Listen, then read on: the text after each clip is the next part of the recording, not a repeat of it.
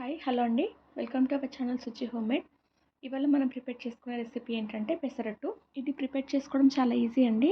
చాలా healthy tiffin కూడా. ఒకసారి మీరు కూడా ఇలా ట్రై చేసి చూడండి. చాలా క్రిస్పీగా టేస్టీగా వస్తుంది. పిల్లలు చాలా ఇష్టంగా తింటారు. దీన్ని ప్రిపేర్ చేసుకోవడానికి నేను 4 కప్పుల వరకు పెసర్లను తీసుకున్నానండి. 4 కప్పుల పెసర్లకి 1 కప్పు వరకు బియ్యంని తీసుకోండి. ఇలా మనం బియ్యంని ఇందులో యాడ్ చేయడం వల్ల పెసరట్టు అనేది చాలా క్రిస్పీగా వస్తుంది. కావాలంటే మీరు రైస్ క్వాంటిటీ కొంచెం ఒక హాఫ్ కప్ వరకు పెంచుకోవచ్చండి. ఇలా తీసుకున్న తర్వాత 1-2 సార్లు నీళ్ళని వేసి బాగా క్లీన్గా కడిగేసుకోండి. మీరు ఈ పెసరట్టుని ఇంట్లో ఎలా ప్రిపేర్ చేసుకుంటారో నా కామెంట్ సెక్షన్లో చెప్పండి. నేను ప్రిపేర్ చేసుకునే విధానం మీకు నచ్చినట్లయితే లైక్ చేయండి, షేర్ చేయండి, సబ్స్క్రైబ్ చేసుకోవడం మాత్రం మర్చిపోకండి. చూడండి, నేను ఇలా నీళ్ళతో క్లీన్ చేసుకున్న తర్వాత ఇందులో 2 గ్లాసుల వాటర్ని వేసి నైట్ మొత్తం నానబెట్టుకున్నానండి. చూడండి, నెక్స్ట్ డే వరకు ఇవి పెసర్లు అనేవి కొంచెం మొలకలు వచ్చినట్లు కనిపిస్తున్నాయి కదా. ఇలా నానిన తర్వాత వీటిని మనం మిక్సీ జార్లో వేసుకొని గ్రైండ్ చేసుకోవాలండి. ఇది గ్రైండ్ చేసుకునేప్పుడు మనం చాలా స్మూత్ పేస్ట్ లాగా చేసుకోవాలి. మనం పెసరట్టు వేసుకోవాలనుకుంటే అప్పటికప్పుడు కూడా గ్రైండ్ చేసి మనం పెసరట్టు ప్రిపేర్ చేసుకోవచ్చండి.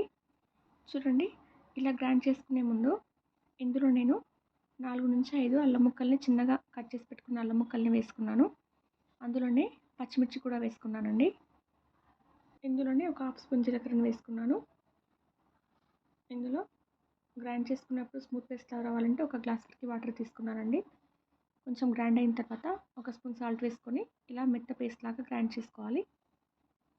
ఇందులో కొంచెం వాటర్ కూడా యాడ్ చేసుకోవచ్చండి. మీరు ఈ కన్సిస్టెన్సీ రావాలి మీకు పెసరట్టు వేసుకోవడానికి. నేను స్టవ్ వెలిగించుకొని దానిపైన ప్యాన్ పెట్టుకొని కొంచెం ఆయిల్ అప్లై చేసుకున్నానండి. ఇలా ఆయిల్ అప్లై చేయడం వల్ల పెసరట్టు అంటకుండా ఉంటుంది ప్యాన్కి. చూడండి, కొంచెం బ్యాటర్ తీసుకొని ఇలా మీరు పెసరట్టు లాగా వేసుకోవాలి. పెసరట్టు వేసేటప్పుడు స్టవ్ని మీడియం ఫ్లేమ్లో మాత్రమే పెట్టుకోండి. వేయడం అయిపోయిన తర్వాత స్టవ్ని హై ఫ్లేమ్లో పెట్టి ప్రిపేర్ చేసుకోండి పెసరట్టుని. చూడండి, ఇలా కొంచెం ఫ్రై అయిన తర్వాత దీనిపైన కొంచెం ఆయిల్ అప్లై చేశాను. వాటిపైన సన్నగా తరిగిన ఉల్లిపాయలను వేసుకున్నానండి. మీరు గ్రైండ్ చేసేటప్పుడు పచ్చిమిర్చి యాడ్ చేసుకోకపోతే ఇప్పుడు ఉల్లిపాయలతో పాటు పచ్చిమిర్చి సన్నగా తరిగినవి వేసుకోవచ్చండి. నేను ఆల్రెడీ గ్రైండ్ చేసేటప్పుడు పచ్చిమిర్చి వేసాను కాబట్టి ఇందులో వేయట్లేదు. ఓన్లీ ఆనియన్స్ మాత్రమే వేసాను. చూడండి, ఇలా వన్ సైడ్ ఫ్రై అయిన తర్వాత ఇలా ఫోల్డ్ చేసుకోండి. చూడండి, పెసరట్టు ఎంత ఈజీగా ప్రిపేర్ అయిపోయిందో. ఇలాగే ఇంకో పెసరట్టు కూడా ఇలాగే ప్రిపేర్ చేసుకోండి. ఉప్మా పెసరట్టు కూడా ఎలా వేయాలో నేను నెక్స్ట్ రెసిపీలో షేర్ చేస్తానండి మీకు.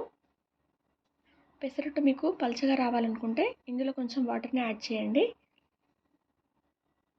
చూడండి, నేను ఈ బ్యాటర్లో కొంచెం వాటర్ యాడ్ చేశాను. కొంచెం పిండి అనేది కొంచెం పల్చగా అయింది కదా. ఈ పెసరట్టు మనకి ఎలా వస్తుందో చూద్దాం. చూడండి, సేమ్ ముందులాగే స్టవ్ని హై ఫ్లేమ్లో పెట్టాలి. మళ్ళీ ఇప్పుడు కొంచెం ఆయిల్ అప్లై చేసిన తర్వాత వీటిపైన ఆనియన్స్ కొంచెం వేసానండి. ఈ ఆనియన్స్ అనేది ఆప్షనల్ అండి. మీకు ఇంట్రెస్ట్ ఉంటే వేసుకోవచ్చు, లేదంటే స్కిప్ చేసేయండి. చూడండి, ఈ పెసరట్టు ఎంత క్రిస్పీగా వచ్చింది.